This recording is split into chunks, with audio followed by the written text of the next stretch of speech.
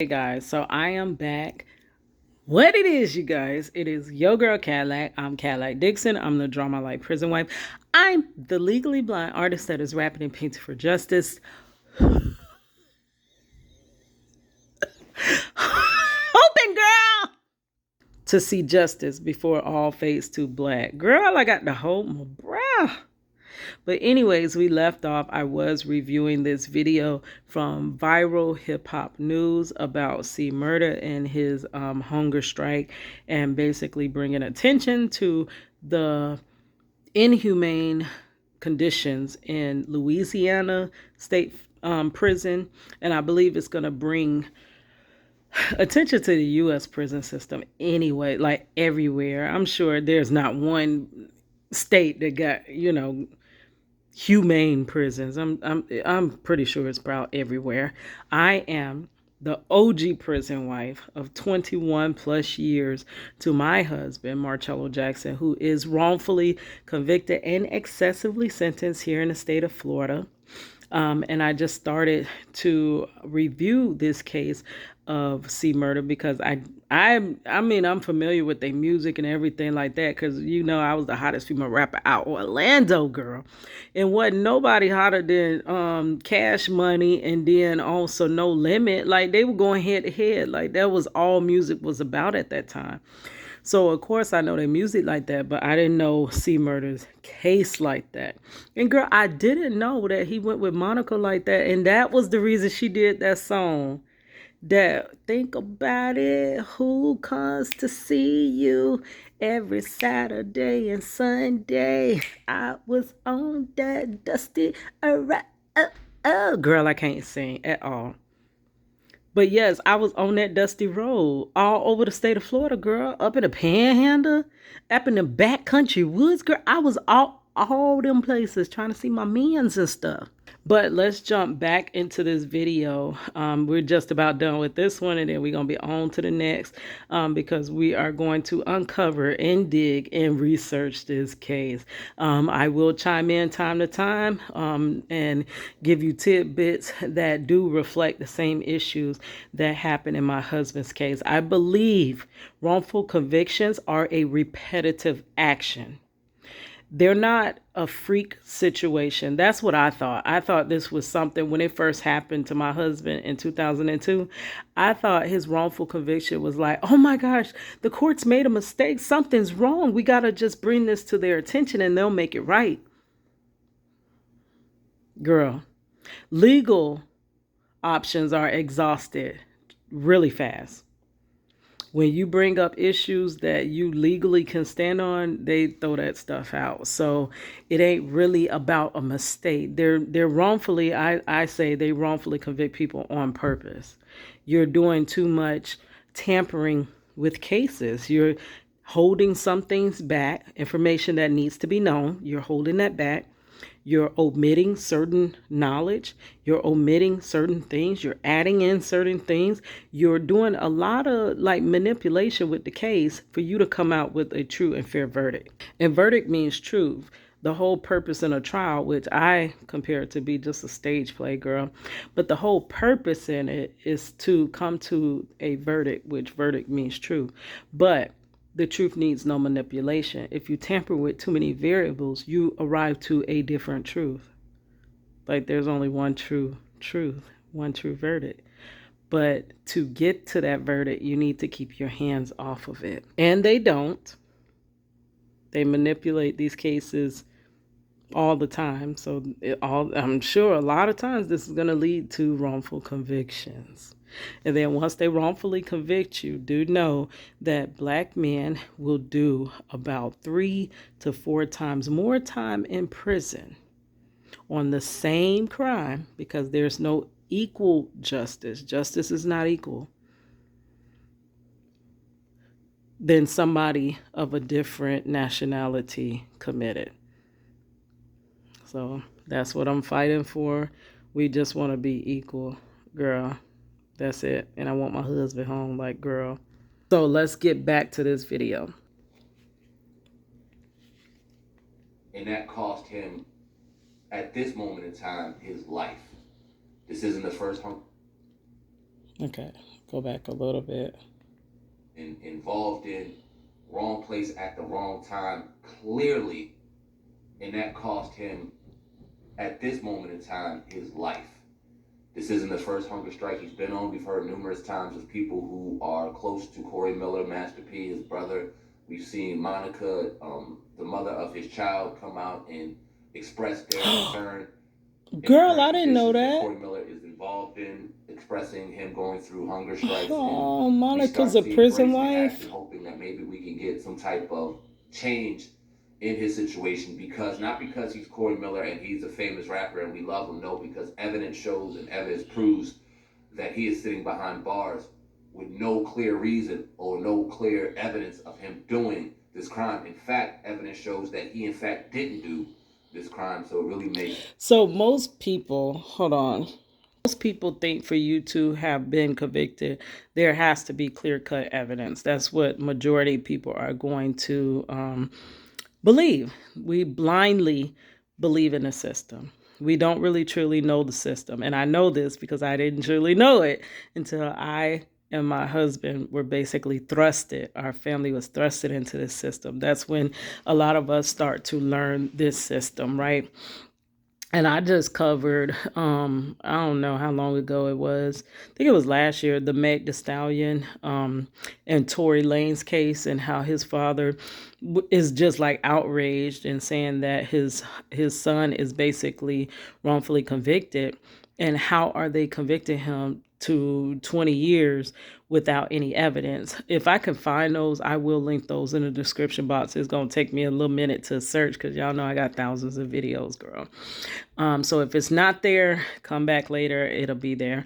But or you could probably just scan through my channel where I was reviewing Meg Thee Stallion and Tory Lanez. I was reviewing that case, and he got 20 years. Like, girl, think about it, 20 years. But in the case of if it was C Murder or Marcello Jackson, let's call him Corey Miller, really.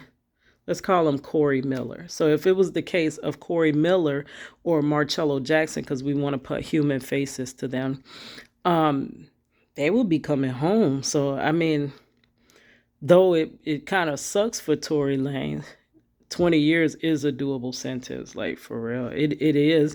And it is sad that that much of your life could be taken away, but you can still recoup your life after it. Like the situation that Marcello is in, he can't recoup his life after. When he's released at almost 60, how much time he's going to have to recoup? And then Corey Miller has life, so he won't recoup any life after prison if he's not released. Um, so people think that you have to have evidence. They don't believe that people are making these drastic decisions over people's life and don't have evidence. That's not the case. They will convict you without evidence. Like they tell me all the time, oh, there's no way your husband is charged with a weapon, but they never recovered it. Baby, they don't have the record. If you want to read the transcripts, go ahead. Marcello Jackson, Florida DOC, or Florida, Google state of Florida against the whole state, girl, against Marcello Jackson. They will tell you there's no weapon in his case. But they left it up to the jury to decide whether they want to charge him in the crimes, the alleged crimes of the robbery of $80, if and other charges they put with that. But the biggest charge was that robbery. None of the other charges can stand without the commission of the alleged commission of the robbery. So that's the charge that they basically have, that everything is like kind of blocked on top of, like Lego blocked on top. So they gave the jury the option to, if you believe there was no gun, nobody showed enough evidence that there was a gun, a weapon, or whatever, you can charge him without the weapon. Of course, the jury wasn't a jury of his peers at all. It was I hate to always bring race into it, but race has a big role to play in our justice system. I'm not at all against anybody of any race. I really didn't even grow up around all black people. If you've been on my channel and you know me, girl, I grew up in Florida, and I was a skateboard kid. I did not grow up knowing anything about anything that had to do with black people because I wasn't around black people. I grew up around all white people. I went to school and I was the only black girl in school. There was two black boys. It was my cousin and it was another black boy. But when my cousin left, it just left one black girl, one black boy in our school. That's how I grew up. So I didn't know anything about any of this, right? So I am not one of those biased or racist people. That's not me at all. At all. I see people for people for people. But unfortunately, our system is based on race. And so I have to speak to it. I have to point it out. I can't just let it just sit there. It's like the elephant in the room and you want to address it, but you can't because then you're going to be called a certain way because you address it. We got to address it. Race has something to do with Marcello's case and a lot of other cases. So he did not have a jury of his peers.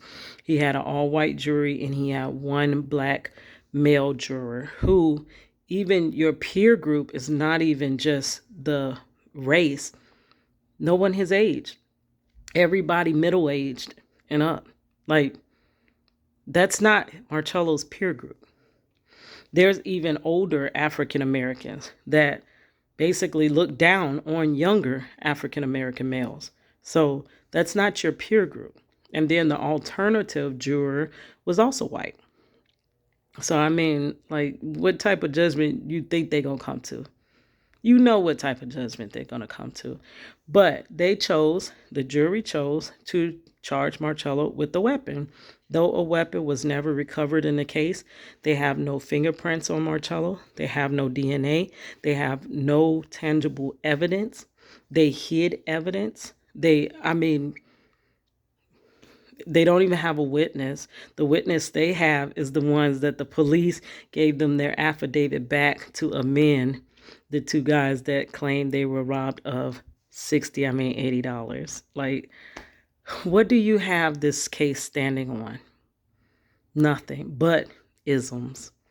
That's what's holding this case together. Isms. So they can convict without evidence. They do it all the time.